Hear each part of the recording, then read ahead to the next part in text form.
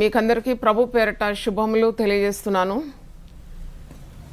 మరి యేసుతో నా పయనం అని 23వ ఎపిసోడ్లో మనం ప్రవేశించినాం. 22 ఎపిసోడ్స్ కూడా మీకు యూట్యూబ్లో లభ్యమవుతుంది. చాలామంది తెలియజేస్తున్నారు యేసుతో నా పయనం అనే ఈ శీర్షిక ద్వారా చాలా ఆత్మీయ మేలులు పొందుతున్నాము. మాకు ధైర్యం కలుగుతుంది, మాకు దేవుని సేవ చేసే విధానాలు మేము తెలుసుకుంటున్నాము అని వారు తెలియజేసినప్పుడు నాకు చాలా సంతోషం కలుగుతుంది.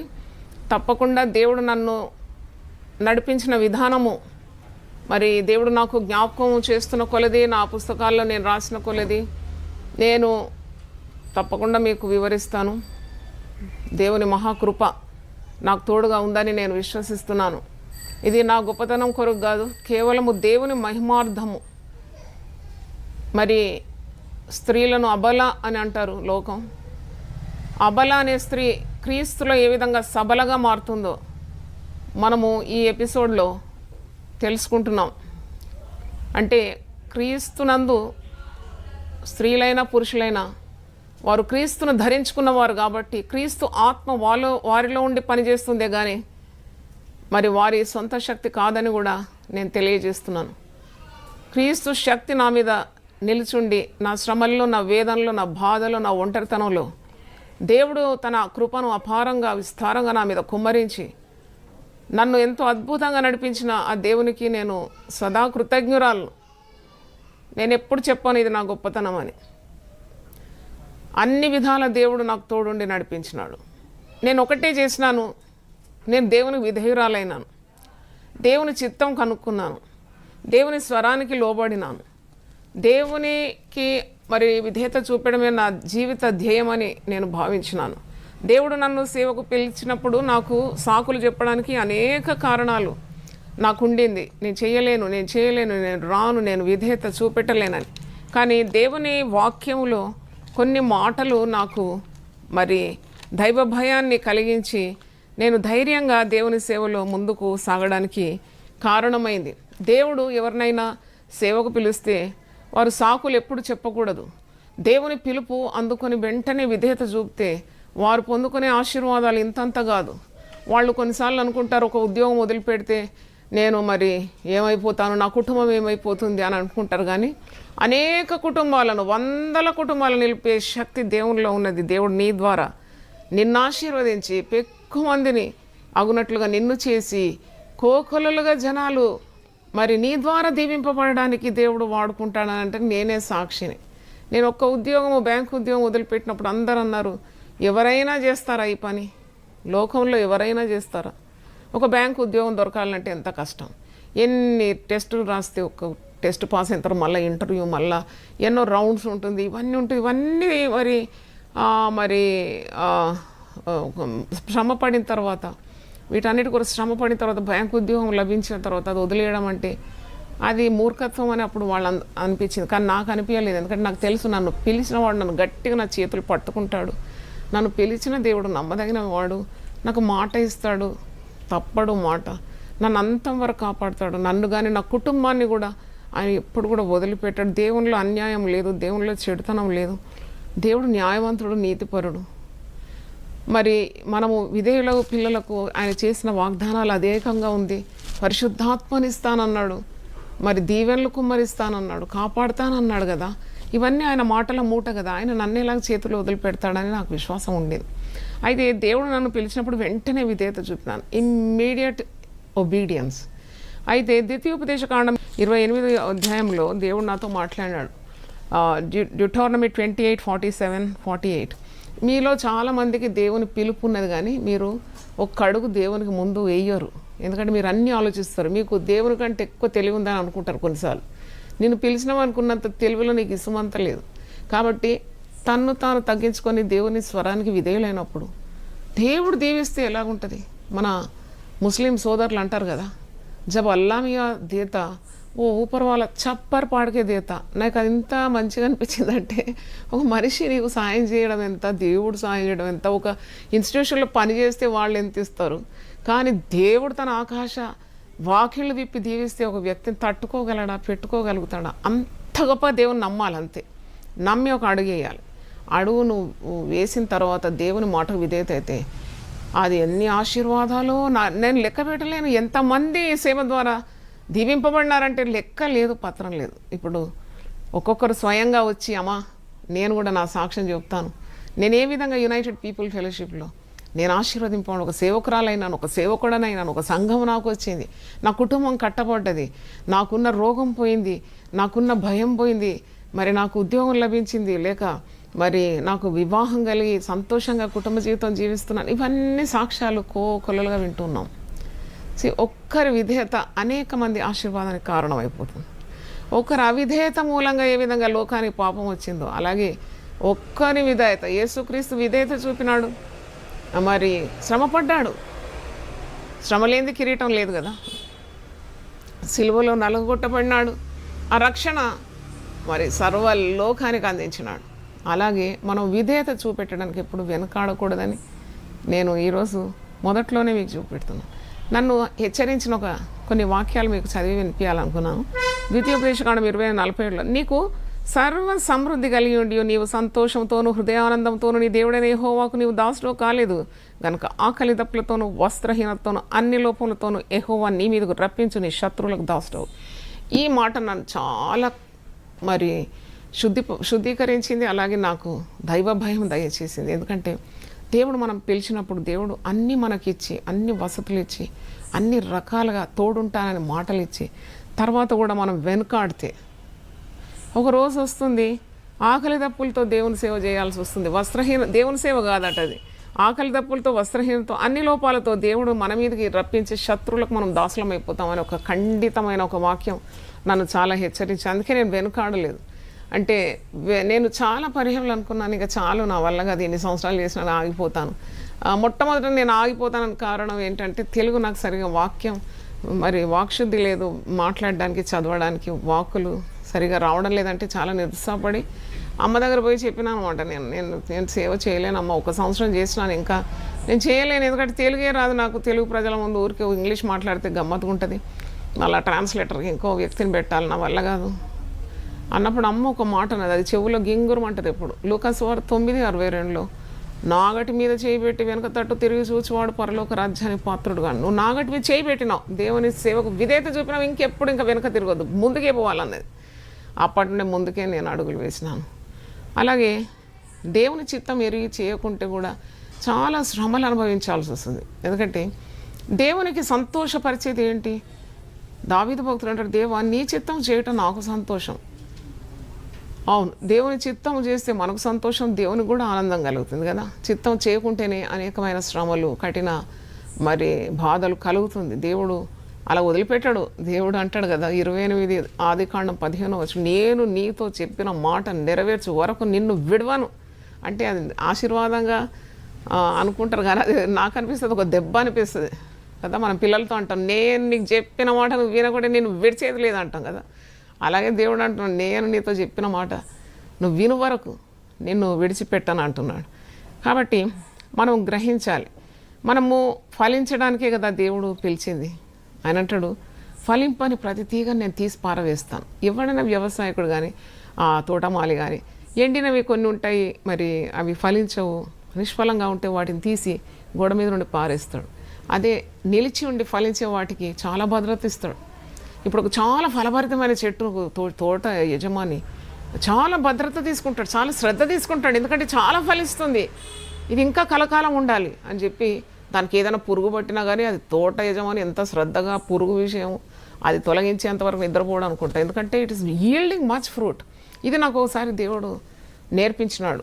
చాలా శరీర రుగ్మతలు వచ్చినప్పుడు, నేను చాలా శ్రమపడి దేవుని సేవ చేస్తున్నప్పుడు, నువ్వేమీ నీ ఆరోగ్యం గురించి చింతించలేదు, నీకు అనారోగ్యత వస్తున్నప్పుడు నేను దాన్ని బాగు చేస్తూ వస్తాను, ఎందుకంటే నువ్వు నాకు కావాలి, you are needed by me, I need you, మరి నేను నీకు తప్పకుండా సహాయం చేస్తాను. అలాగూ నేను దేవుని హస్తాన్ని నా జీవితంలో సేవలో చూసినానని చెప్పాను కదా చాలాసార్లు.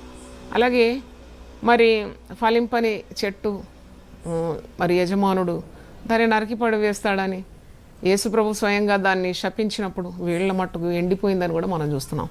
అయితే మనం సేవ చేసేటప్పుడు ఒక్కటి గమనించాలి, ఎవరి కొరకు సేవ చేస్తున్నాం, సేవ కొరకు పిలిచి. నిన్న నేను volunteers meeting United people fellowship conduct చేసినప్పుడు మరి పిల్లల్ని 9 నెలలు నేను చూడలేదు వాలంటీర్స్.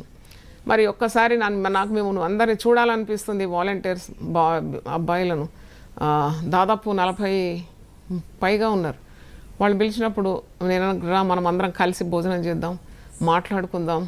డిసెంబర్ 6వ తారీఖు మరి ఆరాధన కొరకు ఉదయకాలం ఆదివారం ఆలయం తెలవాలి కదా, మరి మీరందరూ సహకరించాలని చెప్పి వాళ్ళను పిలిచినప్పుడు దాదాపు అందరూ వచ్చేసినారు. నాకు చాలా సంతోషం అయింది. ఎందుకంటే 9 నెలలు ఏ టచ్ లేదు, కానీ వాళ్ళు పిలిచినప్పుడు అందరూ దేవుని భయంతో వచ్చినారు. I was really very much happy because of them. అయితే వాళ్ళు రావడము, తర్వాత మంచిగా దేవుని సన్నిధి మేము అనుభవించడం. చెప్పినాను, నేను చాలా కార్యాలు వారితో మాట్లాడినాను, మంచి భోజనం పెట్టి ప్రేమతో అని పంపించినాను. అందరు కలిసి కట్టి మేము సేవ చేస్తామమ్మా. అప్పుడు వాళ్ళకు ఒక మాట చెప్పినాం, బిడ్డలారా, మనము చేసే ప్రతి సేవ ఒక వ్యక్తి కొరకు చేయడం లేదు, ఎవరి కొరకో ఒక ఆర్గనైజేషన్ కొరకు చేయడం లేదు, కానీ సేవ చేసే ప్రతివాడు కూడా దేవునికి సేవ చేస్తున్నాడని వాక్యంలో ఉంది. కొలస్సీ పత్రిక 3వ అధ్యాయము 23వ వచనంలో ఆ మాట ఉంది. ఏంటంటే మరి ఎవడైనా సేవ చేస్తే వాడు ప్రభువుకు సేవ చేస్తున్నాడని తలంచాలంట. కొలస్సీ 3:23లో మాట. దాసులారా మనుషులకు సంతోషపెట్టు. 23 చూడండి, ప్రభు వలన స్వాస్థ్యమును ప్రతిఫలముగా పొందుదుమని ఎరుగుదురు గనుక మీరేమి చేసినాను అది మనుషుల నిమిత్తము కాక ప్రభు నిమిత్తము మనస్ఫూర్తిగా చేయడి. మన ప్రభు అయిన క్రీస్తునకు దాసులై ఉన్నాం. మనం క్రీస్తు దాసులం. మనం ఎవరు దాసులం? ఒక వ్యక్తి దాసులం కాము.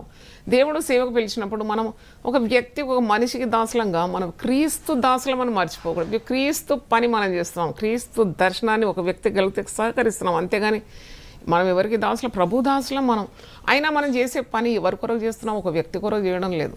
ఇక్కడ పౌలు భక్తుడు కొలస్సీ సంఘానికి రాస్తున్నాడు, మీరేమి చేసినాను మీకు ప్రభు వలన మీకు స్వాస్థ్యం కలుగుతుంది, ప్రతిఫలంగా స్వాస్థ్యాన్ని దేవుడు ఇస్తాడని మీరు ఎరుగుదురు గనుక మీరేమి చేసినది మనుషుల నిమిత్తం కాక ప్రభు నిమిత్తం అని మనస్ఫూర్తిగా చేయడి.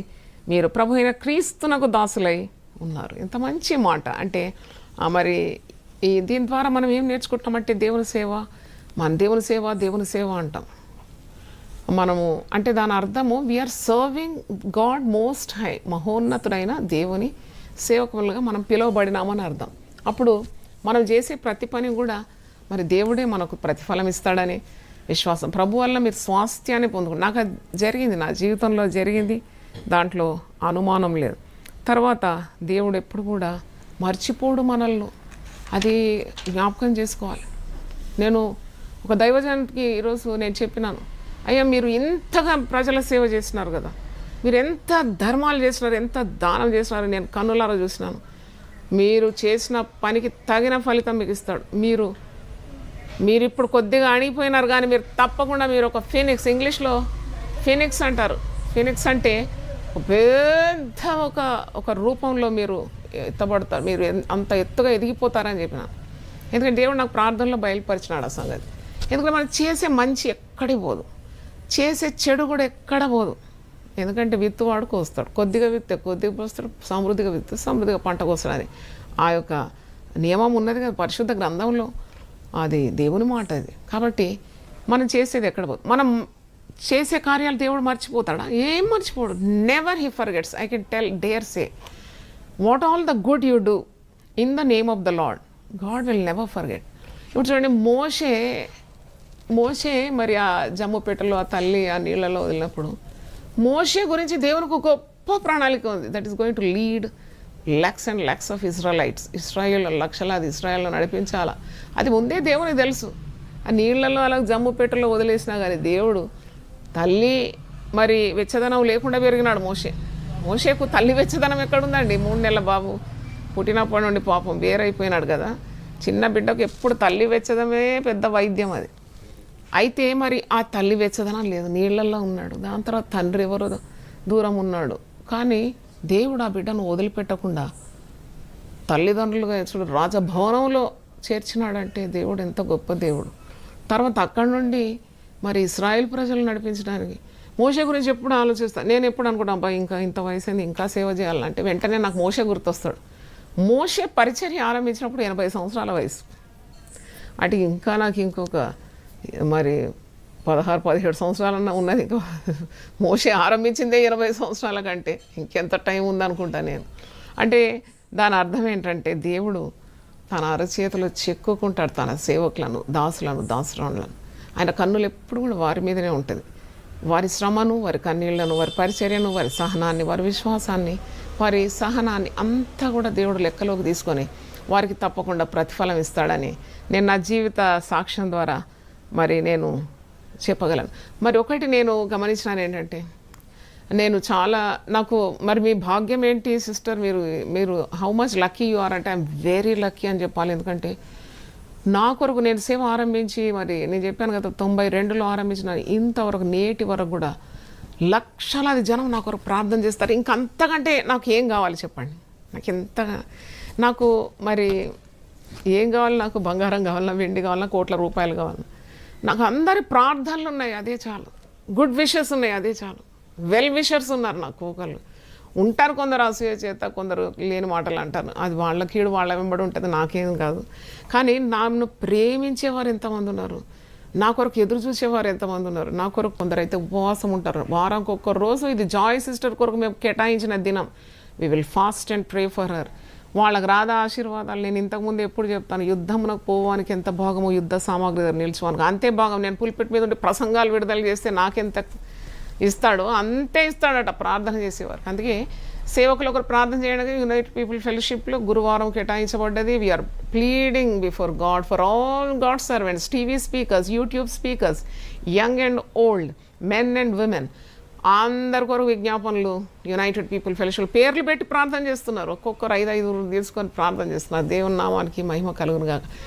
ఒకరి ప్రార్థన అంటే మరి అంటారు కదా, దవాసే బహుత్ బడా హై దువా, ఖరీదునే కుచ్ భీ మిల్తా మగర్ దువా కిధర్ మిల్తా అంటారు. నేను బ్యాంక్లో పనిచేసేటప్పుడు నా పక్కన అటెండెంట్ ఒక ముస్లిం లేడీ హుస్సేని బేగం అని ఉండేది. ఆమె భలే మాటలు మాట్లాడేది, చమత్కారం. నాకు వినాలనిపించేది, ఎందుకంటే భలే మంచి మాటలు అనమాట. నేను రాసుకుండే దాన్ని. అవునమ్మా, దువా కిధర్ మిల్తా, దవాతో మిల్తా, మరి దువా కిధర్ మిల్తా. నిజమే, దువా అంటే ఆశీర్వాదాలు. దేవునికి విధేయులైనప్పుడు మనకి ఇలాంటి ఆశీర్వాదాలు తప్పకుండా మన జీవితంలో కలుగుతుంది. దేవునికి స్తోత్రం, హల్లెలూయా.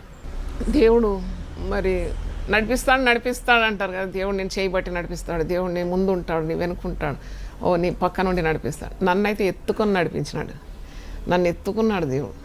నేను చూడడానికి బరువు ఉన్నానేమో కానీ నన్నైతే I could feel the embrace of God. ఈరోజు ఒక చిన్న మెసేజ్, నా సొంత గాడ్ అంటే మై అడోనై అంటే I could feel the warmth of God అనమాట. ఎవ్రీ స్టెప్, ప్రతి దాంట్లో ఆ దేవుని వెచ్చదనం. తల్లి వెచ్చదనం ఎంత ఉంటే, మా తల్లి మరణించినప్పుడు నేను చాలా బాధపడ్డాను. ఎందుకంటే తల్లి దగ్గర 22 సంవత్సరాలు నేను పడుకున్నానండి. మీలో ఎవ్వరు కూడా అన్ని సంవత్సరాలు తల్లి దగ్గర ఆ వెచ్చదనం అనుభవించినారు నాకైతే అనుమానం. 2 సంవత్సరాలు అయితే తల్లి పోయి వేరే పక్కన పడుతుంది కదా, వేరే కాట్ మీద. అట్లా కాదు, నేను మా అమ్మ దగ్గర పండుకున్నాను 22 years. అంత లాడుగా పెంచింది నన్ను. అయితే ఆమెకు భయం ఉండే అనమాట, ఈ పిట్ట ఎక్కడ తప్పిపోతుందని. కొద్దిగా కాషియస్గా కొద్దిగా మరి నన్ను భద్రంగా కాపాడి ఒక ఆమె కుడి చెయ్యి నా మీద ఉండేది. అంటే ఒక ముద్దుగా పెంచింది అనమాట. అందరినేమో గవర్నమెంట్ స్కూల్లో వేసినారు, 5 అయితే 4 కూడా గవర్నమెంట్ స్కూళ్ళలో చదివారు పాపం. నన్ను ఒక్కదాన్ని convent educated, LKG to PG మంచి కాన్వెంట్లో చదివించింది ఖర్చు పెట్టి. అంటే ఆమెకు ఏముండేనో మరి నా గురించి ప్రణాళిక. ఆమె ముందే దేవుడు చెప్తాడు కదా, తన దాసులకు మరువు చేసి ఏం చేయడంట దేవుడు. అయితే ఆమె మరి అంత భద్రంగా కాబట్టి తర్వాత తల్లి చనిపోయిన తర్వాత నాకు చాలా వేదన కలిగింది నాకు. ఎందుకంటే మరి నేను గ్రాడ్యుయేషన్ అయిపోయిన తర్వాత BA merit with first in college and first in university వచ్చినాను. ఎకనామిక్స్లో టాప్ మార్క్స్ వచ్చింది నాకు ఉస్మానియా యూనివర్సిటీ వాళ్ళు అన్నారు, we will give scholarship for MA economics అని.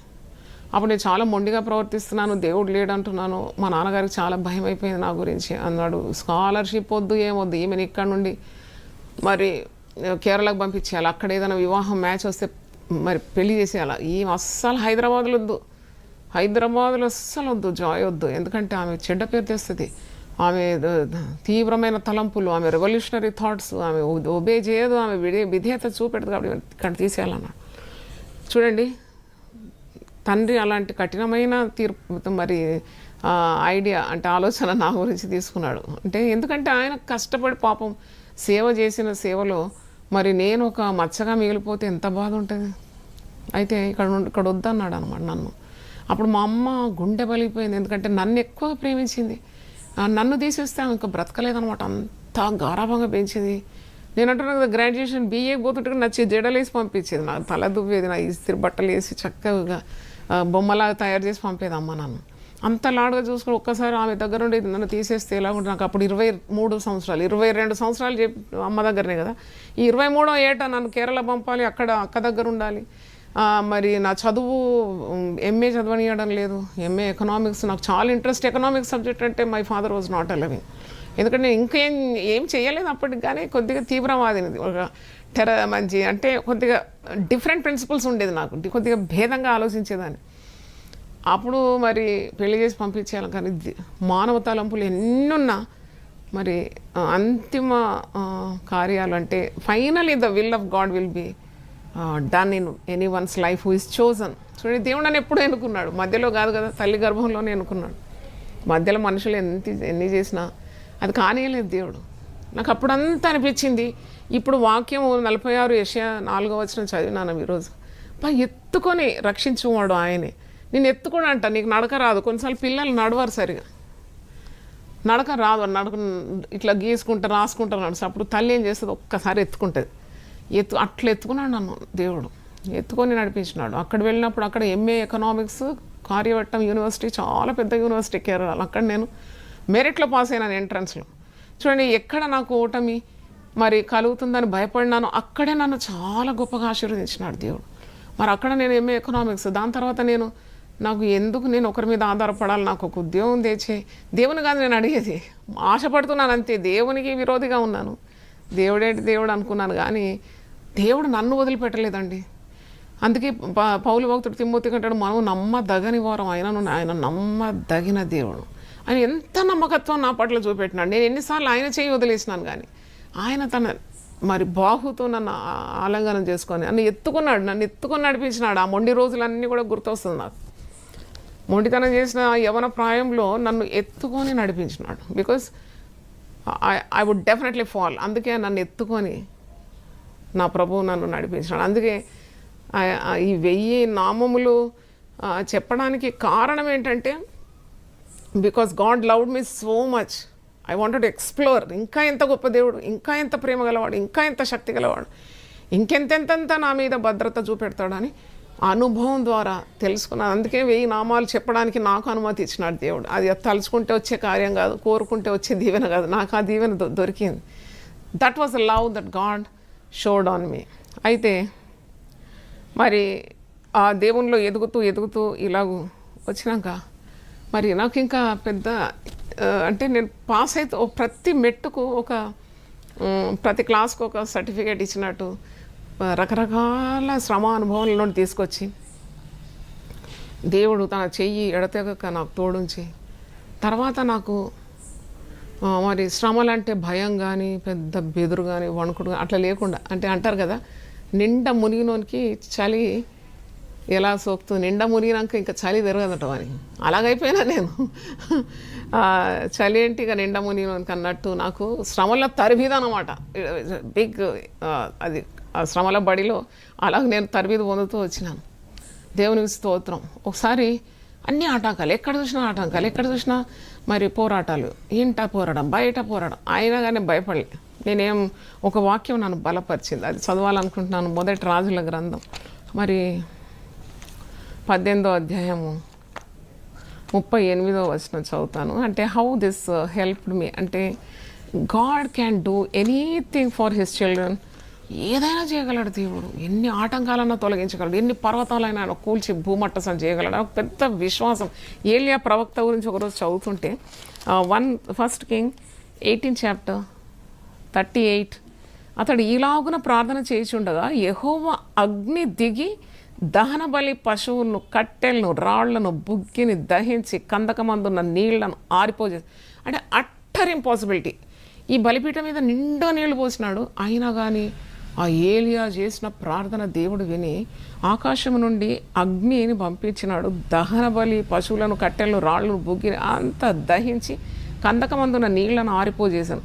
అంతట జనులందరూ దాన్ని చూసి సాగిలపడి యెహోవాయే దేవుడు, యెహోవాయే దేవుడు అని కేకలు వేసిరి. అంటే అక్కడ పున్న సన్నివేశం మీకు తెలుసు. అంటే ఇలాగూ కాల్ చేస్తాడు ఆ దేవుడు. అంటే ఒక భక్తుడు ప్రార్థన చేసినప్పుడు అగ్ని, ఫైర్ ప్రాఫిట్ అంటారు ఏలియా. అయితే నాకు తను చాలా ఆకట్టుకుంది. అందుకే నేను 1000 నామాల్లో మొట్టమొదటి నామం చెప్పింది ఆ దహించు అగ్ని. ఇప్పుడు కూడా నాకు చాలా ఆకర్షణ ఆ నామం. అది దేవుడు అనుకుంటే అది కాలిపోతుంది కదా, దేవుడు అనుకుంటే అది నాశనం అయిపోతుంది కదా, దేవుడు అనుకుంటే అది మైనం వల్ల కరిగిపోతుంది ఆ సమస్య అని ఒక పెద్ద విశ్వాసం నాకు నా జీవితంలో అది కలిగించిందని మీకు తెలియజేస్తున్నాను. దేవుని స్తోత్రం. మరి ఇట్లుండగా అంటే నేను అంటే కుటుంబ జీవితంలో మాత్రం నేను చాలా ఇబ్బంది పడ్డాను. అయితే ప్రతిసారి అనుకునేదాన్ని నేను కుటుంబం వదిలేయాలి, కుటుంబం వదిలేయాలి. నా వల్ల కాదు, ఇంత కష్టపడాను నేను. అంటే సేవలో దిగిన తర్వాత కూడా మరి నాకు చాలా కష్టమైపోయింది అనమాట. అది ఎవరు బయట చెప్పుకోవడం లేదు. మాది చాలా స్ట్రిక్ట్ ఫ్యామిలీ. మేము పోయి ఇంటి సంగతులు అక్కడ పోయి ఫాదర్కి చెప్పరాదు, నాన్నగారికి చెప్పరాదు. మరి తల్లి పడక మీద ఉంది. ఆమె 15 సంవత్సరాలు, నేను చెప్పాను కదా నన్ను కేరళ పంపినప్పుడు ఆమె గుండె బలిగింది, ఆమె పడక పట్టిపోయింది. ఆమె 52 సంవత్సరాలకు బికాస్ ఆఫ్ వీనింగ్, అంటే ఆమె ప్రేమించిన బిడ్డను తీసేసినందుకు, దగ్గర నుండి తీసి కేరళ పంపినందుకు ఆమె ఎంత బాధ కలిగిందంటే ఆమె కాళ్ళు చచ్చిపడిపోయింది, ఆమె పడక పట్టింది. అదే రీజన్, ఇంకా వేరే రీజన్ నా గురించి ఎక్కువ చింత, బాధ, మరి భయం. ఒక పిల్లను, చక్కని పిల్లని తీసుకుపోయి ఒక దేశంలో వేస్తే ఎలాగానే బాధపడేది. అయితే కానీ ఒక్కటి మాత్రం చేసింది, భయపడుతూ కూడా ఆమె ప్రార్థన వదిలిపెట్టలేదు. She was going on weeping and crying for me. ఆ ప్రార్థన ఫలితమే కదా నేను. అంటే మనం ఏం నేర్చుకోవాలి దీని గురించి? ఇప్పుడు మొన్న ఒక తల్లి ప్రేయర్ గ్రూప్లో, ఎర్లీ మార్నింగ్ ప్రేయర్ గ్రూప్లో చెప్తుంది, నా బిడ్డ 13 ఏళ్ల పిల్ల సాయంత్రం పోయింది, మళ్ళీ రాలేదు, ఇంతవరకు రాలేదంటే నాకు అనిపిస్తుంది ఏం తల్లి, ఎట్లా పిల్లలు కాపాడుకోవడం తెలియదా అని. అప్పుడు నా గురించి నాకు గుర్తొచ్చింది, నన్ను ఇట్లా పంపించినప్పుడు మరి మా తల్లి ఎంత భంగపడి ఉండొచ్చు, ఎట్లా ప్రతిరోజు అన్నము మరి ముద్దలు కట్టి నాకు తినిపించిన తల్లి కదా. నా తల దూసి అంత పెద్దగా 22 years దాటినాక కూడా అన్నం తినిపించడం, తల దూసడం, నాకు శ్రద్ధ అంటే ప్రత్యేకమైన శ్రద్ధ మా తల్లి ఇచ్చింది. ఆమె ఎట్లా తట్టుకుంటుంది? అయితే ఆమె ప్రార్థన పెట్టుబడిగా పెట్టింది, ఆమె నమ్మింది దేవుడు అన్యాయం చేయడు అని చెప్పేది ఎప్పుడు. అయితే అలాగూ ఆమె ప్రార్థన చేసింది. తర్వాత నేను అమ్మగారి దగ్గర పోయి నా కుటుంబంలో ఉన్న సమస్యలు చెప్పలేకపోయేదాన్ని. ఏం చెప్పడానికి పెద్ద లేదు, ఈ కోపాలు తాపాలు, ఈ అండర్స్టాండింగ్ లేకుండా. తర్వాత నేను దేవుని సేవ అంటున్నాను, మరి అక్కడ ఎట్లా పిల్లల సంగతి ఎట్లా అని మరి అయ్యగారికి ఉన్న బాధ, ఇవన్నీ మేనేజ్ చేయడం కష్టం కదండి. మీరే ఆలోచించండి. మీరు సేవ లేకనే ఇబ్బంది పడుతున్నారు కదా, సేవతో కలిసి మీ కుటుంబ జీవితం ఆలోచించండి మీరే. It's very tough things being called a woman being called for ministry and then balancing the job and the ministry and the house అంటే ఇట్స్ వెరీ డిఫికల్ట్. అంటే అంత అర్థం చేసుకునే వారు కూడా లేనప్పుడు ఇంకెంత టఫ్ ఉంటుంది చెప్పండి. అయితే అటువంటి పరిస్థితుల్లో నేను అనుకున్నాను, నేనైతే దేవుని సేవ వదిలిపెట్టాను, ఎందుకంటే దేవుడు నన్ను పిలుచుకున్నాడు కాబట్టి నేను కుటుంబం అన్నా వదిలేస్తా, లేకుంటే ఉద్యోగం అన్నా వదిలేస్తా, కానీ దేవుని సేవ వదిలిపెట్టాను. మరి అదొక మొండిపట్టు కావాలండి కొద్దిగా సేవలో. ఎందుకంటే ఉడుము పట్టు అంటారు కదా, ఉడుము పట్టే ఉండేది నాది ఇప్పటిదాకా, అదే పట్టు. ఉడుముకే పట్టిస్తే మరి ఆయన రూపంలో చెక్కున్న నాకెందుకు పట్టియడని నా పట్టుదల. ఎందుకంటే ఉడుము అంటే ఒక యానిమల్, అది దానికే అది పట్టుకుంటే పట్టు వదలదట. ఇక నేను ఆత్మతో నింపబడిన దాన్ని, నన్ను దేవుడు సేవకు పిలుచుకున్నాడు, నాతో మాట్లాడుతూనే ఉన్నాడు, ఆయన రూపంలో నన్ను సృజించుకున్నాడు, నాకెందుకు ఇయ్యడా పట్టుదల, అలాగే ఇచ్చినాడు నాకు. అయితే అప్పుడు శ్రమ పడుతున్నప్పుడు ఒకరోజు నేను మరి ఒక్కరోజు చాలా బాధ అయింది నాకు. అంటే చెప్తున్నాను, మీరు కూడా అంటే యూ లైక్ టు హియర్ కదా, అప్పుడప్పుడు చెప్తాను కొన్ని మాట్లాడు. అయితే బ్యాంక్ నుండి వచ్చిన తర్వాత చాలా అలసిపోయినాను, అన్నీ పని ఆమె రాదు. ఇది చూడండి, పని వాళ్ళతో బాధ ఏంటంటే వాళ్ళు వచ్చేసి ఒక్కసారి డుమ్మ కొడితే ఎట్లుంటుందండి, చాలా కష్టం కదా.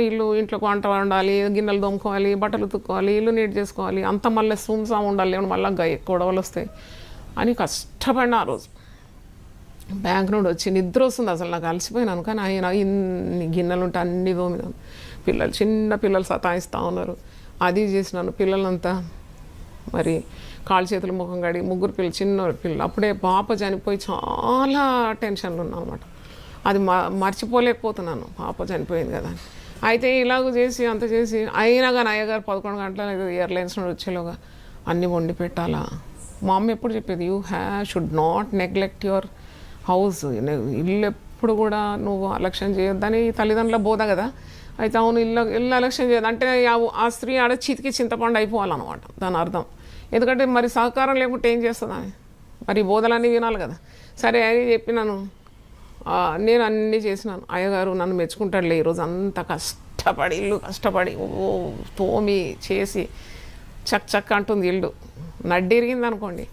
తర్వాత ఏం చేసినాం, అయ్యగారికి నాన్ వెజ్ లేకుండా ఆయన ముద్ద మింగాడని చెప్పి అన్నీ రెడీ చేసి అంతా రెడీ చేసిన. అప్పట్లోగా నాకు మీరు ఆలోచించండి, whole day heavy at office and then coming అంత పనులు చేసుకొని మళ్ళా మరి అన్నీ సముదాయించిన తర్వాత అమ్మ పడక మీద ఆమెకు స్పెషల్ ఫుడ్ చేసి అంత చేసినాక నేను ఇక అయిపోయింది. హీ విల్ డెఫినెట్లీ నన్ను మెచ్చుకుంటాడు అనుకున్నాను. ఆయన రాగానే మంచిగా అన్నీ వడ్డించి అంత చేసిన. అది I came to the edge of my patience అనమాట. అప్పుడు అంటున్నాడు, రాత్రి 12 అయింది, నాకు నిద్ర వద్దా, నేను పొద్దున మళ్ళీ లేవాలి, పిల్లలకు టిఫిన్లు కట్టాలి, అందరికి పంపాలి, అంత చేయాలి, మళ్ళీ నేను ఆఫీస్ కురకాలి, మళ్ళీ అమ్మకు చూసుకోవాలి, నాన్నకు చూసుకోవాలి, మళ్ళీ రావాలి. ఇవన్నీ చేయాలంటే నాకు ఈ 2 చేతులే కదా, 8 చేతులు ఉన్నాయి నాకు. అప్పుడు అయ్యగారు అన్నారు, అరే ఎన్ని 5-6 కూరలు చేసి, మా కేరళ సాంప్రదాయంలో మినిమం 12 కూరలు ఉంటాయండి, లేకుంటే అది డిన్నర్ అన్నారు, దాన్ని సప్పర్ అన్నారు. వాళ్ళకి ఏంటో మరి అశోకు రోజు కూరలు వండి పెడతారు ఇంత. అయితే నాకెట్లా వీలవుతుంది, నేను ఉద్యోగం చేసే స్త్రీని. పోనీ అయినా కానీ సాయశక్తులు చేసిన మా వారు సంతోషంగా ఉండాలి. ఆయన తినేదేమో ఇంత, అలంకరణ టేబుల్ అలంకరణ చాలా కావాలి. అయితే నేను మళ్ళీ అన్నాడు, కొద్ది పప్పడం కూడా వేయించమన్నాడు. నాకు తిక్క తిరిగిపోయిందండి, ఇట్లా నిజంగా చెప్తా. I lost my patience. నేను I just gave a walkout. నాకు ఇంకా బల్లగా I won't live with him అనుకున్నాను. నేను వచ్చేసి నేను పిల్లలు పండుకొని ఉన్నారు, ఆయన తింటున్నాడు, గుండె ఇట్లా పట్న పగిలిపోయినట్టు అనిపించింది. అరే ఇది వండినే మంచిగా ఉందని ఒక్క మాట లేదు, కానీ ఇంకా రాత్రి 12 గంటలకు ఇంకా పప్పడాలు వేసి అంటే ఎట్టుంటుందండి. నేనేం చేసిన, గమ్మున I don't want live with you అని చెప్పేసి ఫాట్ ఇంటి నుండి వెళ్ళిపోయినా. ఎక్కడికి పోవాలా మధ్యరాత్రి చదువుదామన్న ధైర్యం లేకుండా, నిజంగా చెప్తున్నా. ధైర్యం ఉంటే నేరుగా పోయి హుసేన్ సాగర్లో పడేదాన్ని. చావడం చాలా కష్టం. మీరు అనుకుంటారు పిరికోళ్ళు చేస్తారని, నాకు అనిపిస్తుంది ధైర్యం కావాలి చావడానికి కూడా. అయితే నేను ఎక్కడ పోవాలన్నా దోశలే, పెద్ద మరి షాన్తో బయటకైతే వచ్చినా కానీ చీకటి, నిజంగా అంత బాధ అనిపించింది. అంటే మీరు అనుకుంటారు మరి మేము సేవ చేసేటోళ్ళ మనుషులంగా మాకేం ఫీలింగ్స్ ఉండవని. మాకు కూడా అప్స్ అండ్ డౌన్స్ చాలా ఉంటుంది. మేము జస్ట్ ఈ పుస్తకమే మమ్మల్ని బతికించేది. అయితే నేను పోయినా నేరుగా, మా తల్లిగారింట్లో దగ్గర ఉంది, ఒక 10 అడుగులు వేస్తేనే మా అమ్మ ఇల్లు. అక్కడ పోయి మా నాన్నగారు హౌస్ విజిటింగ్ పాస్టర్ కదా, ఆయన ఇంకా రాలే. నేను పోయి సోఫా, అమ్మకు చెప్పడం ఇష్టం లేదు, అమ్మను బాధ పెట్టొద్దు, ఎందుకంటే ఆల్రెడీ ఆమె బాగలేదు. ఇదంతా ఈ స్టోరీలన్నీ మీరు తిరిగేస్తే ఎపిసోడ్స్లో అన్నీ కనబడతాయి. నేను ఈరోజు చెప్పాలనిపించింది. అయితే నేను అక్కడ పోయి సోఫా మీద పండుకున్నా, రాత్రి అయిపోతుంది. అయ్యగారు చాలా బాధపడుతున్నాడు, ఎక్కడ పోయింది పాపం, తలుపు దగ్గర వారు నిలబడుతున్నాడు అన్నమాట. నేను ఎక్కడ పోయినా అని చూస్తున్నాను. ఏదో కోపాలు తాపాలు ఉంటాయి భార్య భర్తల మధ్యలో, కానీ ప్రేమ లేకుండా ఉంటుందా? వాళ్ళు ఒకరికొకరు ప్రాణం పెట్టే అంత ప్రేమ ఉంటుంది, కానీ ఈ ఇరిటేషన్స్ అనమాట, because of so much work to do. తర్వాత నేను పోయి అక్కడ నేను అస్సలు ఇంకా తిరిగి ఇంటికి పోను అనుకున్నాను. అయితే అమ్మకు చెప్పలేదు, అమ్మ వేరే రూమ్లో పడుకోనుంది పాపం. నేను ఇంకో రూమ్ తెరిచింది, నాన్నగారు ఎప్పుడు వస్తారో తెలియదు, తెరవడానికి ఎవరు ఉండరు, అమ్మ నాన్ననే ఉంటారు కాబట్టి అది కొద్దిగా దగ్గరేసి ఉంటుంది. నేను పోయే సోఫాలో ఏడ్చి కండ్లన్నీ ఇట్లా ఉబ్బిపోయినాయి. ఏం చేయాలో నాకు తెలుస్తలేదు, ఏడుస్తూ ఉన్నా. అయితే మెల్లగా 1:30కు మా నాన్నగారు వచ్చినారు. ఇట్లా తలుపు ఇట్లా తెరుచుకుంటే లైట్ వేసాను, కానీ నేను అక్కడ సోఫాలో పడుకున్నాను. మీరు చెప్తే నమ్మరు, నన్ను ఇట్లా చూసినాడు. మా నాన్నగారి చూపులు చాలా పవర్ఫుల్, నీతిమంతుడు కదా, నీతిమంతుల చూపు చాలా పదునుగా ఉంటుంది. లైట్ వేసి ఇట్లా చూసినాడు. నేను లేచి ధన్మని లేచి, మా నాన్న అంటే చాలా భయం, ఇప్పుడు కూడా కళలు వస్తే కూడా నాకు భయం అవుతుంది. కూర్చొని నేను ఇట్లా కూర్చున్నా, తలుపు తెరిచింది. అంత అర్థం చేసుకున్నాడు, పరిశుద్ధాత్మ పూర్ణుడు కాబట్టి అంత వివేచించినాడు. ఇట్లా అన్నాడు అంటే లేచి నిలబడ్డాను, తలుపు తెరిచింది, ఇట్లా అన్నాడు అంతే. ఇక చూడండి, బాగా గుర్తుపెట్టుకోండి స్త్రీలు. మా నాన్నగారు ఎంత టఫ్ ఇట్లా అన్నాడు. నా కళ్ళు ఏడ్చి ఏడ్చి ఉబ్బిపోయి ఉన్నది. సాధారణంగా ఏమంటారు, ఏమైంది బిడ్డ, ఎందుకు ఏడ్చినావు, ఎందుకు వచ్చినావు, నువ్వు ఇంకా అస్సలు వాని ఇంటికి పోయే అవసరం లేదు, ఇక్కడ కూర్చో అని అంటారు కదా. మా నాన్న అట్లా కాదు, ఇట్లా అన్నాడు, ఇట్లా అన్నాడు, అంతే అంతే. మౌన భాష. ఏమైందని అడగలేదు, ఎందుకు ఏడుస్తున్నావు అని అడగలేదు, ఏం అడగలేదు. నేను గమ్ముని లేచి బయటకు వెళ్ళి నాకు చాలా రోషం వచ్చేసింది. చేసి ఇదేంటి ఇట్లా నేను వచ్చిన కదా అని చెప్పి ఇట్లా నేను గమ్మున వచ్చేసి బయట. అయ్యో, ఇక చేస్తే కూడా నేను అయ్యగారి పాదాల దగ్గర చేస్తా కానీ ఇంకెక్కడ నేను పోనాను. ఆనాడు తీర్మానం చేసుకున్నానండి. That day I took a resolution, I will die at the feet of my husband, I will not go elsewhere. అంత బొట్టిచ్చింది అనమాట ఒక దైవజనని. మరి ఆ యొక్క మౌన భాషకు ఎంత శక్తి ఉందంటే నేను వెళ్ళిపోతానులే, రాత్రి 1:30. కానీ మా నాన్నగారి ప్రేమ చూడండి. అట్లా గద్దింపు, శిక్షార్హమైన గద్దింపులు జీవమార్గములవి. ఒక అభిషక్తుడు అలా గద్దించకుంటే ఈరోజు నా కుటుంబం నిలబడేదా, ఇంత సేవ చేసేదాన్నా, ఇంత దేవుని మార్గంలో వచ్చేదాన్నా. నన్ను గద్దించినా కానీ తలుపు దగ్గర చూస్తున్నాడు మా నాన్నగారు నేను ఎక్కడ పోతున్నాను. అక్కడేమో మా ఇల్లు దగ్గర, అక్కడ తలుపు దగ్గర చెర్యాన్ గారు చూస్తున్నారు ఈమె ఎప్పుడు వస్తుందని. అంటే నేను I just went in to the house. Cherian గారు ఏం అనలేదు నన్ను, గమ్మున. నా కోపం చాలా వచ్చేసింది, బాగా ఏడ్చినాను ఆ రోజు. అంటే నేను ఎందుకు చెప్తున్నానంటే, చాలామంది విసిగి వేసారిపోతారు కుటుంబాల్లో. మేము వెళ్ళిపోతామంటారు, పుట్టింటికి వెళ్ళిపోతాను, అక్కడ పోతాం, ఎక్కడ పోలేము. మనం అణిగి మనకు దేవుడిచ్చిన కుటుంబాలను కాపాడుకుంటే చాలా ఆశీర్వాదాలు వస్తుందని నేను చెప్తున్నాను. అంటే మీరు అనుకుంటారు మరి కొన్ని కుటుంబాల్లో అస్సలు ఏం కాదండి, చాలా బాగుంటారు, పైన కనబడినట్టు కాదు, ఇంట్లో చాలా ఉంటాయి సమస్యలు. దానికి మనం బెదిరే అవసరం లేదు. కాబట్టి మరి ధైర్యం తెచ్చుకొని ఆ కుటుంబ జీవితంలో ముందుకు సాగాలని మీకు జ్ఞాపకం చేస్తున్నాను. తర్వాత ఒకరోజు ఏమైందంటే ఇంకొక ఇన్సిడెన్స్ అయింది. అది సేవ జీవితంలో అడుగుపెట్టిన తర్వాత మరి ఏమైందంటే ఇలాగే అంటే అయ్యగారికి కోపం వస్తే చాలా కష్టం, ఎదుర్కోవడం చాలా కష్టం. అయితే నేను ఆ రోజు నాకు విసుకొచ్చేసేది. ఇక పిల్లలంతా చిన్నపిల్లలతో హోంవర్క్ అంతా చేపించి పండుపెట్టిన. నా 9 అయింది. మళ్ళీ ఇలాగే అనిపించింది నాకు, వెళ్ళిపోవాలి, ఎక్కడని వెళ్ళిపోవాలి, బతకలేను అనుకున్నాను. ఆ రోజు ఏమైందంటే నేను బయటకు వచ్చేసాను. బయటకు వచ్చి ఎక్కడని వెళ్ళిపోతాను, నేను ఇంకెక్కడ వెళ్ళిపోతాను, నాకైతే ఈ కుటుంబ జీవితం వద్దు, నాకు వద్దు, ఏమన్నా కానీ I don't want anything, I can't face this problems అని వెళ్ళిపోయాను. ఎక్కడ పోవాలి నేను? అప్పటికి నేను సేవకురాలు. చూడండి, సేవకురాలు జీవితంలో ఇన్ని కష్టాలు వస్తాయని మీరు అనుకుంటారు. బైబిల్ బట్టి తెల్ల బట్టలు వేసుకోగానే అంత వీళ్ళకి అంత సుఖం అనుకుంటారు. కాదు. అయితే నేను ఏం చేసిన, కళ్ళ నుండి నీళ్ళు వస్తూ ఉంది, ఏడుస్తున్నాను, పోదాం, ఏదైనా ఒక ఇంటికి వెళ్ళిపోదాం అనుకున్నా. అంటే అందరు తెలుసు నాకు అప్పుడు రామ్నగర్లో, అందరూ అప్పుడు గుర్తుపడతారు. సేవ ఆరంభించి కొన్ని సంవత్సరాలు అయింది కదా. అయితే దేవుని ఆ కార్యం ఆ రోజు చూసినాను. ఒక ఇంటికి పోయినాను, ఎందుకో ఏం తోచడం లేదు, మై మైండ్ బికేమ్ నంబ్. ఒక ఇంటికి పోయినా. అసలు నేను ఒకరి ఇంటికి పోవడం కానీ ఉట్టి కూర్చోపోయి వారి ఇంట్లో లెక్చర్ కొట్టడం నాకు తెలియదు. ఆ సంగతి మా అమ్మ నాకు పెంచలేదు. అయితే నేను జస్ట్ పోయినా వాళ్ళ ఇంటికి. ఎందుకు పోయినా నాకు నెమ్మది లేకపోతే అక్కడ ఒక మనిషి ఆస్తమా రోగంతో అప్ అండ్ డౌన్ అనమాట, కొట్టుమెట్టాడుతున్నాడు. అయ్యో జాయ్ సిస్టర్ వచ్చింది, జాయ్ అందరూ ఒక్కసారి అంటే అని కొనప్రాణం అనమాట. జాయ్ సిస్టర్ ఎట్లా వచ్చింది మా ఇంటికి, పరేషాన్ అయిపోయినారంటే అందరూ నన్ను ఎంత ఘనస్వాగంతో, ఎంత ఆదరణ.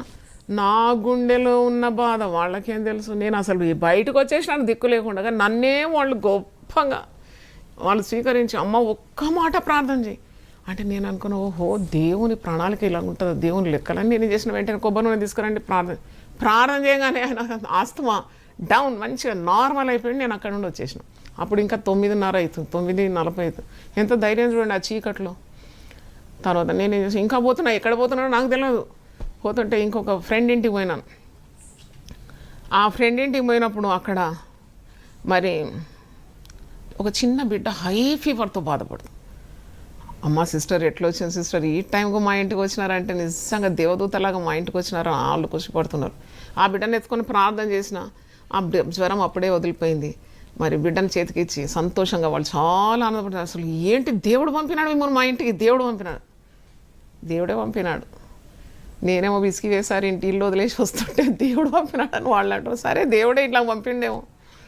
అయితే తర్వాత ఏం చేసినా ఇంకా అయిపోయింది. ఇక నేను చాలా చీకటి అవుతుంది, ఇంటికి పోవాలా, ఇక ఇంట్లో ఏముందో అనుకుని మరి నేనేం చేసిన, ఇంకొక లాస్ట్ ఇల్లు ఇది కూడా పోయి చూస్తాను ఏంటో దేవుని చిత్తం అని. అక్కడ పోతే ఆమెకు 12 సంవత్సరాల నుండి గర్భఫలం లేక ఆమె ఇట్లా చతికిల పడి ఆ ఇల్లు కొట్టి లోపలికి పోతే ఏడుపే ఏడుపు ఏడుపే ఏడుపు. నేను ఎందుకు ఇంత ఏడుస్తున్నాడు, నాకు పిల్లలు లేరు, నేను ఎందుకు బతకాలి, నేను చచ్చిపోతా, ఆయన ఊరికే నన్ను రాసి రంపాన పెడుతున్నాడు అంటే నేనేం చేసిన, మరి కొద్దిగా ఆయిల్ నేను ప్రార్థన చేస్తాను నీకు అని చెప్పి ఆ కడుపు మీద పెట్టి నూనె పెట్టి ప్రార్థన చేసిన. ఎంత అద్భుతం జరిగిందంటే ఆమె మరి అదే సంవత్సరంలో చక్క పండు లాంటి కొడుకును కన్నది. అంటే నేను మళ్ళీ కూర్చొని ఇంటికి వచ్చేసినాక అనుకున్నాను, నన్ను దేవుడు సేవలో ఎన్నుకున్నాడు. నేను చచ్చిపోతాను, ఎక్కడ వెళ్ళిపోతాను అని కష్టాలు భరించలేకుండా వెళ్ళిపోదామంటే నన్ను 3 గృహాలకు పంపి ఆయన పరిచర్య చేయడానికి వాడుకున్నాడు. 3 దగ్గర కూడా అద్భుతాలు జరిగినాయి కదా. అంటే దేవునికి తప్పకుండా నా గురించి ఒక ఉద్దేశం ఉన్నదని చాలా స్థిరపరచబడింది ఆ రోజు నా తలంపులు. మళ్ళీ ఎప్పుడు అలాంటి పనులు చేయలేదు. Never I did that. ఎందుకంటే ఇల్లు వదిలేసిపోవడం, తల్లిగారింటికి పోవడం, అలిగి ఇంకొక దగ్గర పోవడం, అలిగి చావడానికి పోవడం, లేకుంటే అలిగి ఇంటి బయట పోవడం ఎప్పుడు చేయలేదు. That was the last thing. నేను ఎప్పుడు చేయను కూడా అలాగే. ఎందుకంటే నాకు తెలిసిపోయింది నా గురించి దేవుని ఉద్దేశం ఏంటి, నా పట్ల దేవుని తలంపులు ఏంటి. చాలా ఉన్నతంగా ఉంది తలంపులు. కాబట్టి నేను అలాంటి పిచ్చి పనులు చేయకూడదని నేను తీర్మానం చేసుకున్నాను. తల్లిగారింటికి పోవద్దని తీర్మానం చేసుకున్నాను. దేవుడు నాకు ఇచ్చిన కుటుంబాన్ని భద్రంగా కాపాడుకోవాలని నేర్చుకున్నాను. శ్రమలో నిలిచి ఉండాలి, స్థిరంగా ఉండాలి అని నేర్చుకున్నాను. ఎందుకంటే పారిపోవడం ద్వారా మన సమస్యలు మరి అది సమసిపోతుందా? By escaping from problems will it solve our problems? It will never solve our problems. అప్పుడు ఆ దినాల్లో దేవుడు నాతో మాట్లాడిన మాట 37వ కీర్తన 3వ వచనం, యెహోవా యందు నమ్మిక ఉంచి మేలు చేయము, దేశమందు నివసించి సత్యం అనుసరించు. ఈ మాట ద్వారా దేవుడు నాతో మాట్లాడు. నువ్వు ఎక్కడ పరిగెత్తే అవసరం లేదు, నువ్వు అటు ఇటు పారిపోయే అవసరం లేదు, నీవు ఓడిపోయే అవసరం లేదు. నేను నీకు తోడున్నాను కాబట్టి నీకు విజయం నేను తప్పకుండా ఇస్తాను. ఈ శ్రమలో నేను తోడై ఉంటాను. నువ్వు ఎక్కడున్నావో అక్కడ నిలబడు, స్థిరంగా ఉండు, దేశమందు నివసించి నీవు సత్యం అనుసరించు, నువ్వు దేవుని యందు నమ్మిక ఉంచు, నువ్వు మేలు చేయి. ఈ మాటల ద్వారా దేవుడు నన్ను బలపరిచినాడు. దేవునికి స్తోత్రం, హల్లెలూయా. దేవుడు మరి తన బిడ్డలకు విశ్రాంతిని ఇస్తాడా? దైవని సేవకులకు ఎక్కడ విశ్రాంతి ఉంటుంది? వాళ్ళను సరిగా అర్థం చేసుకోదు లోకం. మరి వాళ్ళకు విశ్రాంతి ఎక్కడ ఉంటుంది? ఈరోజు నాకు దేవుడు ఒక మంచి మాట, ఒక సహోదరి నాకు వాట్సాప్లో పంపిన మాట నన్ను చాలా ఆదరించింది. 63వ యెషయా గ్రంథం 63:14. అంటే అది పరిశుద్ధాత్మకు సూచనగా ఉంది. ఎందుకంటే పరిశుద్ధాత్మ మనకు తోడై ఉన్నప్పుడు మనకు ఆదరణ లభిస్తుంది, మనకు నెమ్మది లభిస్తుంది, శక్తి, విశ్రాంతి కూడా పరిశుద్ధాత్మ ద్వారానే వస్తుంది, జ్ఞానము పరిశుద్ధాత్మ ద్వారా వస్తుంది. పరిశుద్ధాత్మ గురించి మీకు చాలా మాట్లాడాలని నేను ఆశిస్తున్నాను. ఎందుకంటే హోలీ స్పిరిట్ గురించి చాలా తక్కువ అర్థం చేసుకుంటారు. గంతులేయడము, భాషలు మాట్లాడడము, కానే కాదు. పరిశుద్ధాత్మ అంటే sweet power that engulfs you and makes you so fruitful, so powerful. అది పరిశుద్ధాత్మ శక్తి. దాని గురించి నేను చాలా ప్రసంగాలు చేశాను, యూట్యూబ్లో ఉంది. మరి ఈ మాట చూడండి, పరిశుద్ధాత్మ నింపుదల ఉంటే మీకు విశ్రాంతి కూడా ఇస్తాడు దేవుడు. యెషయా 63:14, పల్లమునకు దిగు పశువులు విశ్రాంతి నొందునట్లు. గమనించండి, పల్లమునకు దిగు పశువులు విశ్రాంతి నొందునట్లు యెహోవా ఆత్మ వారికి విశ్రాంతి కలగజేయను. అంటే యెహోవా ఆత్మ విశ్రాంతి కూడా కలగజేస్తుంది. యెహోవా ఆత్మ కేవలం శక్తిని ఇస్తుంది దేవుని సేవ చేయడానికి కదా, యెహోవా ఆత్మ విశ్రాంతి కూడా ఇస్తుంది. పల్లమునకు దిగిపోతాయంట పశువులు, బాగా మేసి దానికి విశ్రాంతి కావాలి. ఆ చెట్టు కిందనో ఎక్కడో పచ్చదనంలో కూర్చొని అది నెమరు వేస్తుంటే ఎంత బ్యూటిఫుల్ సీన్ కదా, ఎంత అందమైన దృశ్యం. అది మరి తిన్నదంతా నోటి తీసుకొని నెమరు వేస్తుంది, అలా విశ్రాంతి, దాని కన్నులు, దాని ముఖ వర్చస్సు చూస్తుంటే ఎంత అద్భుతంగా ఉంటుంది. అలాంటి విశ్రాంతి తన దాసులకు దేవుడు అనుగ్రహిస్తాడు, తప్పకుండా అనుగ్రహిస్తాడు. అంటే మరి 24 గంటలు ప్రయాసపడమే కాదు, దేవుడు నేను ఇంతకుముందు చెప్పినట్టు ఎత్తుకొని మరి ఆయన నడిపిస్తాడు. కానీ మరి బాధలు, కష్టాలు అందరు భక్తులకు వస్తుంది. కీర్తనలో 102వ కీర్తన నేను చదివినప్పుడు దావీదుకు ఎంత శ్రమ కలిగింది, ఎన్ని బాధలు అనుభవించినాడు. శ్రమ కలిగింది, బాధ కలిగింది, వేదన కలిగింది, కృంగుదల కలిగింది, భయం కలిగింది, భీతి కలిగింది, పారిపోవడం అయింది, ప్రాణభయం వచ్చింది. వీటన్నిటిలో కూడా ఈ కీర్తనలు ఆయన రాసిన 70కి పైగా కీర్తనలో అంతా మనకు అర్థమవుతుంది. 102వ కీర్తన 4 నుండి కొన్ని వచనాలు నేను చదువుతున్నాను. ఎండ దెబ్బకు వాడిన గడ్డి వలె నా హృదయం వాడిపోయి ఉన్నది. ఎండ దెబ్బ తగిలితే పచ్చగడ్డి ఎండిపోయినట్టు నేను ఎండిపోయినాను అంటున్నాడు. భోజనం చేయటకే నేను మర్చిపోతున్నాను, భోజనం చేయడానికి మర్చిపోతున్నాను అంటున్నాడు. నా మూలుగుల శబ్దం వలన నా ఎముకలు నా దేహమునకు అంటుకొని పోయినంటే, ఇప్పుడు తిండి తినటానికే మర్చిపోయినానంటే ఇంకా బక్క చిక్కిపోతాడు కదా. అంటున్నాడు, ఎప్పుడు మూలుగుతున్నాడు, నిద్రలేని రాత్రులు, భయంతో నిండిన రాత్రులు. అయితే ఆ మూలుగుల శబ్దం ద్వారా నా ఎముకలు నా దేహమునకు అంటుకొని పోయినవి. నేను అడవిలోని గూడబాతును పోలి ఉన్నాను, పాడైన స్థలంలోని పగిడి కంటే వలె ఉన్నాను. రాత్రి మెలకుగా ఉండి ఇంటి మీద ఒంటిగా ఉన్న పిచ్చుక వలె ఉన్నాను. అంటే ఎంత బాధ ఉంటుంది, ఎంత వేదనలో ఉన్నాడు చూడండి, ఒంటరితనంలో ఉన్నాడు. ఒక పిట్టలాగా ఉన్నాను, నేను అడవిలో గూడబాతులాగా ఉన్నాను, పాడైన స్థలంలో పగిడి కంటేలాగున్నాను, మరి ఇంటి మీద ఒంటిగా ఉన్న పిచ్చుకలాగా ఉన్నానని కీర్తనలో అంటున్నాడు. అయినా మరి ఆయన దేవుని ఆనుకొని ఉన్నాడు, అంటుకొని ఉన్నాడు. ఈ కీర్తన అంతా చదివితే చాలా అద్భుతంగా ఉంది. 17వ కీర్తనలు అంటాడు, ఆయన దిక్కులేని దరిద్రుల ప్రార్థన నిరాకరింపక వారి ప్రార్థన వైపు తిరిగి ఉన్నాడు. దిక్కులేని దరిద్రులు, అన్నీ ఉండి కూడా దిక్కు ఉండదు కొందరు కదా. ఏదో డబ్బు ఉంటేనే అనుకుంటారా, కాదు. మనిషి లేకుంటే ఒక మంచి నీకు సానుభూతి చూపి, నేను అర్థం చేసుకొని, నీకు ప్రేమ చూపి, మరి నేనున్నాను భయపడొద్దని చెప్పి మనుషులు లేకుంటే ఎంత ఒంటరితనం ఉంటుంది. అలాంటి దిక్కు దశ లేదనమాట. అటువంటి పరిస్థితుల్లో కూడా దేవుడు తన బిడ్డలను వదిలిపెట్టాడు. దిక్కులేని దరిద్రుల ప్రార్థన ఆయన వింటాడు. అదొక దరిద్రమే కదా. మరి అటువంటి పరిస్థితుల్లో కూడా దేవుడు మరి తన దాసులను ఆదుకుంటాడని, వారి ప్రార్థన వైపు తిరుగుతాడని ఈ కీర్తనలో మనం చూస్తున్నాం. దేవునికి స్తోత్రం, హల్లెలూయా. మరి దేవుడు ఒక్క మాట మీకు చెప్పి నేను ముగిస్తాను. ఏంటంటే, దేవుడు మనల్ని ఎన్నుకుంటే, దేవుడు మనల్ని సేవకు పిలుచుకుంటే స్థిరంగా ఉండడానికి మనం నేర్చుకోవాలి. We have to be firm in our stand. ఎందుకంటే చాలామంది సేవ కొంతకాలం చేస్తారు, కొన్ని సంవత్సరాలు చేస్తారు, వదిలేస్తారు, నిరాశపడతారు, నిరుస్పృహపడతారు, కూలిపోతారు, నా వల్ల కాదని ఇంకో ఉద్యోగానికి వెళ్ళిపోతారు కదా. ఆనాడు శిష్యులు కూడా ఏం చేసినారు, యేసు ప్రభు మరణం అయిన తర్వాత, మరి మరణ పునరుద్ధానం అయిన తర్వాత వాళ్ళు ఏం చేసినారంటే చేపలు పట్టబోయినారు. ప్రభు మళ్ళా వారికి ప్రత్యక్షతలు ఇచ్చినాడు, వారిని బలపరిచినాడు. అమ్మ చేపలు పట్టేదేమీ ఇంకా అసలు యేసయ్య ఉన్నప్పుడు మాకు ఏదో భోజనం నడిచిపోయేది, కూడు గుడ్డ, ఇప్పుడు మమ్మల్ని వదిలేసిపోయినాడు, మా జీవనోపాధి ఎలాగని వారు తిరిగి వలలు సరిచేస్తూ వారు చేపలు పట్టబోయినప్పుడు ప్రభు మరలా ప్రత్యక్ష అయి వాళ్ళని బలపరిచినట్లు.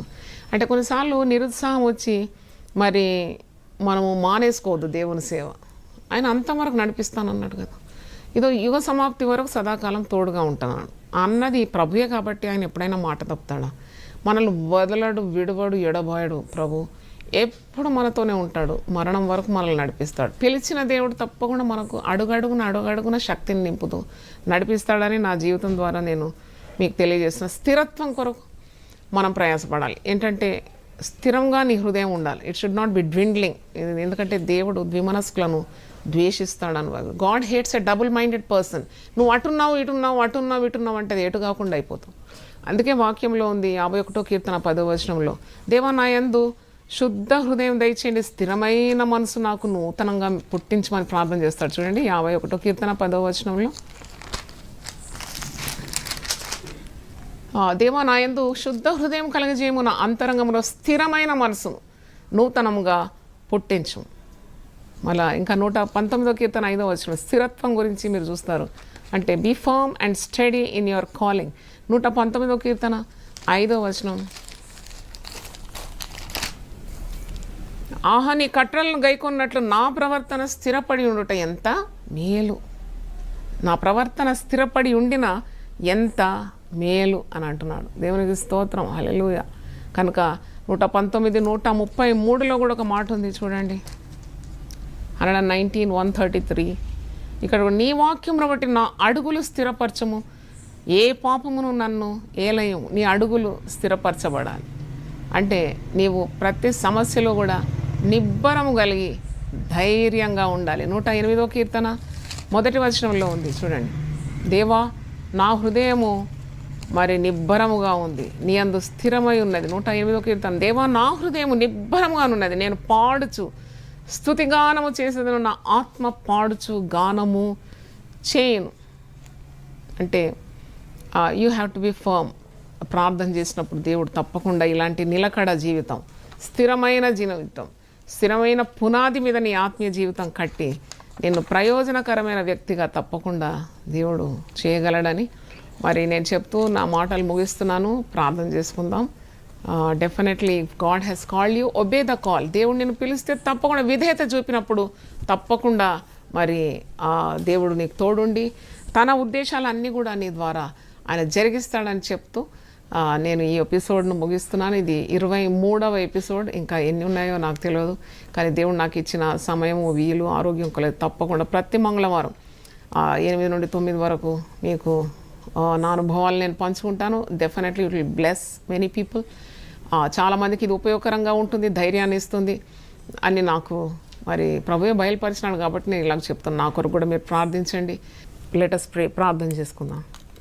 మహాపరిశుద్ధుడా మా గొప్ప తండ్రి, ఈ సమయాన్ని నీ దాసురాలు నాకు ఇచ్చినావు నాయన, నీకు స్తోత్రం తండ్రి. మరి యేసుతో నా పయనం అని 23వ శీర్షిక ఈరోజు వివరించడానికి నీవు నాకు కొన్ని కార్యాలు జ్ఞాపకం చేసి వెనక తట్టు తిరిగి నా జీవితాన్ని ఒకసారి చూసుకోవడానికి ఎంతగా నీవు నాకు తోడుంచి నడిపించినావు ప్రజలకు వివరించడానికి.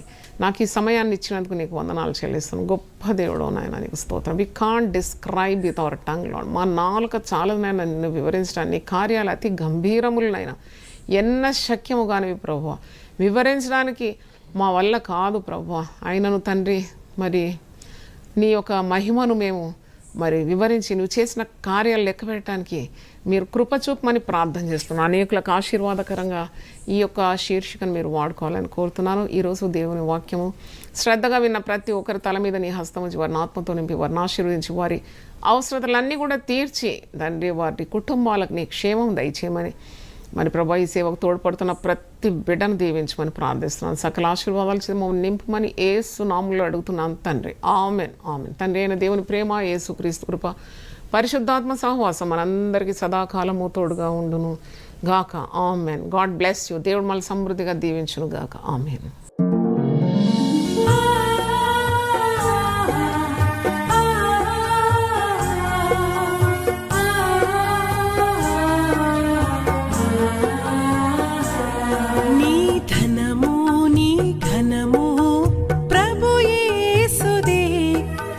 దశమా భాగమునీయ వెనుదీతువా, నీ ధనము నీ ఘనము ప్రభు యేసుదే, నీ దశమా భాగమునీయ వెనుదీతువా.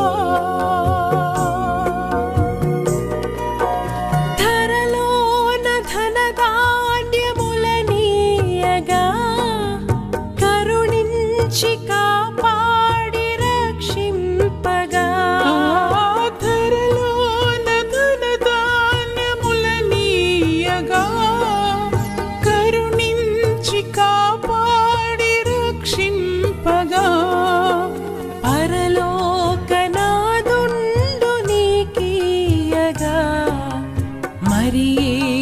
కొరకీయ వెనుదీతువా, పరలోకనాథుండు నీకీయగా మరి యేసు కొరకీయ వెనుదీతువా. నీ ధనము నీ ఘనము ప్రభు యేసుదే, నీ దశమా భాగమునీయ వెనుదీతువా.